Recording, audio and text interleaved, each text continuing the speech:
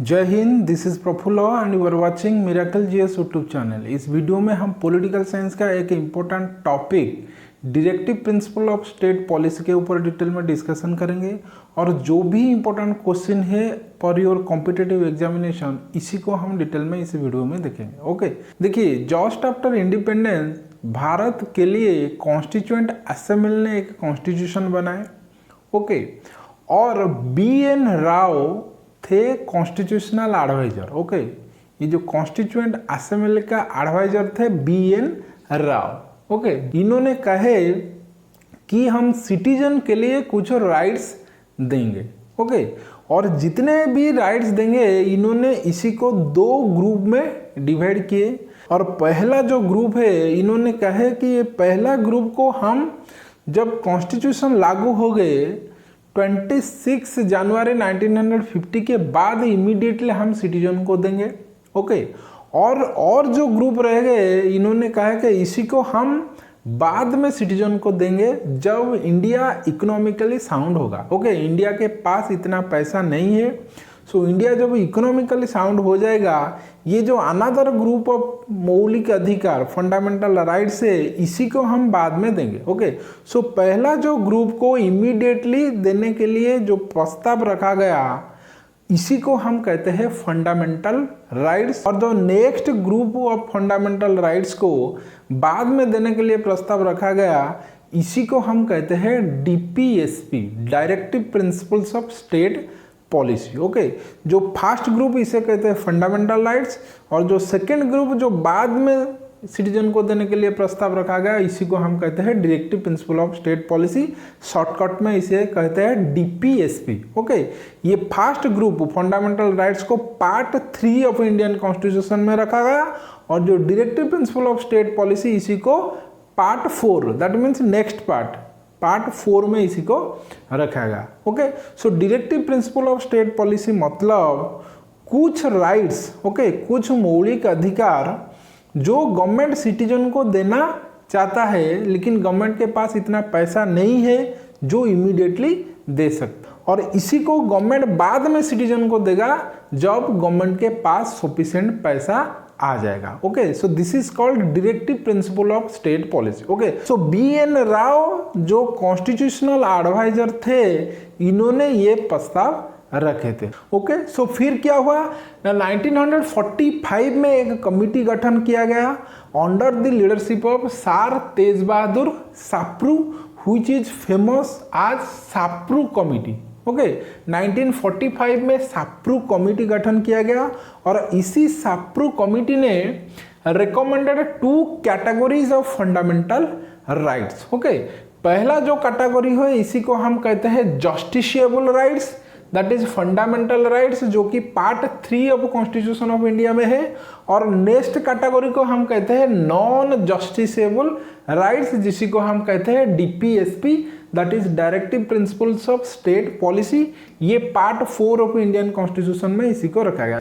देखिए, ये justiciable and non justiciable क्या है। देखिए, ये जो फंडामेंटल राइट्स है 6 फंडामेंटल राइट्स अब है ये है justiciable, that means government can not formulate any law that goes against fundamental rights. So if fundamental rights of any citizen is violated then he or she directly goes to Supreme Court under section 32 of the Constitution of India and High Court under section 226 of the Constitution of India. Okay, so it is justiciable. Okay, court can hear. लेकिन ये जो DPSP है directive principle of state policy ये है non justiciable, that means if government goes against DPSP और government formulate any laws और policy that is against DPSP then you can not go to supreme court और high court against any government. Okay, ये state government हो और central government हो। Okay, so DPSP is non-justiciable, that means court cannot hear, लेकिन fundamental rights are justiciable, court can hear. Okay, देखिए, ये जो DPSP है directive principle of state policy ये पार्ट 4 में डिस्कशन किया गया है और आर्टिकल 36 से लेकर 51 तक कवर करता है directive principle of state policy. ये this one is very important, ये डायरेक्ट क्वेश्चन आ सकता है आपका एग्जाम में। ओके, देन देखिए ये जो directive principle of state policy है, इंडिया ने इसे आयरलैंड कॉन्स्टिट्यूशन से बोरो किया है। ओके, और ये जो डीपीएसपी ये आयरलैंड कॉन्स्टिट्यूशन का खुद का नहीं है, आयरलैंड कॉन्स्टिट्यूशन ने स्पेन से बोरो किए हैं। ओके, ये जो डीपीएसपी ये स्पेन का खुद का है। ओके, लेकिन स्पेन से लिया है आयरलैंड और आयरलैंड से लिया है India. Okay, this one is very important. Okay, देखिए भीमराव अंबेडकर, B.R. अम्बेडकर ने कहे हैं ये जो डीपीएसपी है noble features of the constitution. Okay, और ये जो डीपीएसपी ये कॉन्सेंस ऑफ द कॉन्स्टिट्यूशन है। देन देखिए fundamental rights and DPSP are called as a philosophy and soul of the constitution. Then a DPSP is also called as a sister part of fundamental rights. Okay, और a DPSP is only instruction to the state और government. Okay, ये जितने भी directive principle of state policy है part 4 में that cover article 36 to 51 all are instruction to the state और government. Okay, government follow कर सकता है और नहीं भी कर सकता है। ओके, लेकिन गवर्नमेंट को फॉलो करना चाहिए in order to make India a welfare nation. So DPSP को फॉलो करना बाइंडिंग नहीं है। ओके, गवर्नमेंट फॉलो कर सकता है, नहीं भी कर सकता है। ओके, देन देखिए the main aim of a DPSP is public welfare. So जितने भी directive principle of state policy है मेन एम क्या है? Public welfare. ओके, सिटीजन का welfare is the main aim of directive principle of state policy. Then देखिए ये जो directive principle of state policy है ये 3 पार्ट में डिवाइड किया गया है, socialistic principle, Gandhian principle and liberal principal from article 36 to 51। Okay, चलिए देखते हैं ये सोशलिस्टिक प्रिंसिपल क्या है, Gandhian principle and liberal principle क्या है, और ये आर्टिकल को सब डिटेल में देखते हैं। देखिए ये है directive principles of state policy का कैटेगरी। सोशलिस्टिक प्रिंसिपल अंदर ये सब आर्टिकल आता है, गांधीयन प्रिंसिपल अंदर ये सब आर्टिकल आता है, और लिबरल प्रिंसिपल्स के अंदर ये सब आर्टिकल आता है। ओके, तो चलिए देखते हैं डिटेल में ये सब आर्टिकल्स को। फर्स्ट जो आर्टिकल है 36 ये है डेफिनेशन, सेकेंड आर्टिकल 37 ये है application of the principle contented in this part. 38 देखिए state to secure social order for the promotion of welfare of the people. Then 39 क्या कहता है? Certain principle of policy to be followed by the state. 39A equal justice and free legal aid. Okay, this one is important. Then देखिए 40 article क्या कहता है? Organisation of a village panchayat. Okay, 41 right to work, to education and to public assistance in certain cases.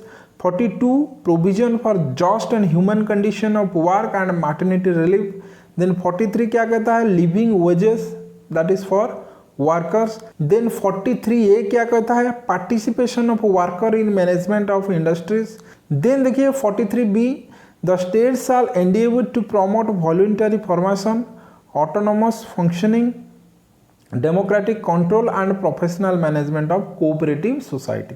Okay, then देखिए 44 क्या कहता है? Uniform civil code for the citizen. This one is very important. 45 provision of early childhood care and education to children below the age of 6 years। 46 promotion of educational and economic interest of ST, AC and other weaker sections। 47 duty of state to rise the level of nutrition and standard of living and to improve public health। Then 48 organization of agriculture and animal husbandry। Then 48A protection and improvement of environment and safeguarding of forest and wildlife। Then 49 protection of monuments and places and objects of national importance। 50 separation of judiciary from executive। Then 51 promotion of international peace and security। Okay, all are comes under socialistic principle, Gandhian principle and liberal principle। Okay, देखिए fundamental rights and directive principle के बीच में कौन superior है? Okay, fundamental rights enjoy supremacy over DPSP. ये case में supreme court ने ये जजमेंट दिए हैं, और केस क्या था? Champakam Dorairajan versus the state of Madras in 1951। Okay, इसी केस में सुप्रीम कोर्ट ने 1951 में कहे थे कि fundamental rights enjoy supremacy over DPSP. Okay, जब फंडामेंटल राइट्स एंड डीपीएसपी में कॉन्फ्लिक्ट होगा तो फंडामेंटल राइट्स ही ऊपर रहेगा और डीपीएसपी नीचे रहेगा। ओके, देन देखिए ये जो directive principle of state policy है वेदर इट इज अमेंडेड और नॉट। ओके, ये अमेंडमेंट हुआ है और नहीं हुआ है, ये अमेंडमेंट हुआ है। Okay, DPSP is amended. Okay, first amendment हुआ था 1976 में, that is 42nd amendment act 1976 first amendment. इसी अमेंडमेंट में directive principle of state policy में article 39A, 39F, 43A and 48A को जोड़ा गया है। ओके, देन सेकेंड टाइम 1978 में 44th अमेंडमेंट हुआ था और इसी में आर्टिकल 38 को जोड़ा गया। Then third time 86th amendment act 2002 में हुआ था, इसी में आर्टिकल 45 को जोड़ा गया है डीपीएसपी में। Then last time fourth amendment हुआ है, that is 97th amendment act 2011 में और इसी अमेंडमेंट में 43B आर्टिकल को जोड़ा गया है directive principles of state policy में। ओके, देखिए पार्ट 4 में और ये जो आर्टिकल है 36 से लेकर 51, इसी में डीपीएसपी को डिटेल में डिस्कशन करा गया है। लेकिन ये पार्ट के बाद और ये आर्टिकल के बाद इंडियन कॉन्स्टिट्यूशन में कुछ आर्टिकल है जो directive principle of state policy को दर्शाता है। वो है आर्टिकल 350A, 351 एंड 355। ये तीन article also speaks about directive principles of state policy. Okay, DPSP mention in other parts of the constitution. Okay, देखिए ये जो फंडामेंटल राइट्स है ये एस्टैब्लिश करता है पॉलिटिकल डेमोक्रेसी, लेकिन directive principle of state policy established economic and social democracy. This one is very important, ये direct question कई बार आ चुका है। फंडामेंटल राइट्स मतलब पॉलिटिकल डेमोक्रेसी, डीपीएसपी मतलब economic and social democracy. Okay, देखिए इंडिया में directive principle of state policy को enforce करा गया है। ओके, जब कभी भी कोई लॉ और पॉलिसी बनेगा इंडिया में, ये जो directive principle of state policy जितने भी है इसी को आधार बनाकर लॉ फॉर्मुलेट करा जाएगा इंडिया में। ओके, यही होता है क्योंकि गवर्नमेंट का मेन मोटो है सिटीजन वेलफेयर। ओके, सो वेलफेयर स्टेट बनाने के लिए ये directive principle of state policy एक मॉडल है। ओके, सो जब कभी भी सेंट्रल गवर्नमेंट और स्टेट गवर्नमेंट कोई लॉ और पॉलिसी बनाएगा वो ये डीपीएसपी आधार पर ही बनाएगा। ओके, देखिए डीपीएसपी एनफोर्समेंट इंडिया में हुआ है। जो प्रिवेंशन ऑफ एट्रोसिटी एक्ट है वो आर्टिकल 46 आधार पर है। मिनिमम वेजेस एक्ट भी इंडिया में है, वो आर्टिकल 43 आधार पर है। कंज्यूमर प्रोटेक्शन एक्ट है, इक्वल रिम्यूनरेशन एक्ट है, wild life protection act 1972 India में है, हेरिटेज प्रिजर्वेशन एक्ट है 1958, MGNRGA 2006 में आया था, national rural health mission, right to education act 2009, ये सब के सब और कई सारा डीपीएसपी एनफोर्समेंट इंडिया में हुआ है। ओके, सो जब कभी भी गवर्नमेंट कोई पॉलिसी और लॉ बनाएगा ये डीपीएसपी आधार पर बनाएगा। ओके, देखिए ये सब पॉइंट बहुत ही इंपॉर्टेंट है for your competitive examination. Okay, ये सब क्वेश्चन कई बार आ चुका है कॉम्पिटिटिव एग्जामिनेशन, इसीलिए मैंने इसको इसी वीडियो में डिटेल में डिस्कशन किया। Okay, so this is something about directive principle of state policy. फिर मिलेंगे नेक्स्ट वीडियो में, तब तक के लिए टेक केयर, जय हिंद।